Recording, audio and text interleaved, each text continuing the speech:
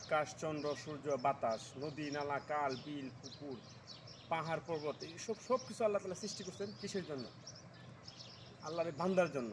কেন? তারা দুনিয়াতে আসবে, চলাফেরা, খাওয়া খাদ্য যাতে কোনো সমস্যা যাতে না হয়। এই কারণে আল্লাহ তাআলা সব কিছু সৃষ্টি করছেন। আর আল্লাহ তাআলা আমাকে আপনাকে সৃষ্টি করছেন কেন?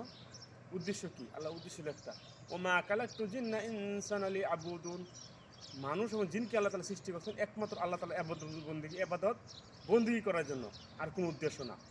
কিন্তু এখন আল্লাহ তাআলা যে আমাকে সৃষ্টি করছে আর এত কিছু নিয়ামত আমাকে দান করছে, এখন যদি আমি আল্লাহ তাআলার ইবাদত বন্দেগী না করি, এই যে আল্লাহ তাআলা একমাত্র আমাকে উদ্দেশ্য করে সৃষ্টি করছেন, এই উদ্দেশ্য হলো যাতে আমি মানুষ এবং জিন যাতে আল্লাহ তাআলা ইবাদত বন্দেগী করে, আর কোনো উদ্দেশ্যর জন্য সৃষ্টি করে নাই।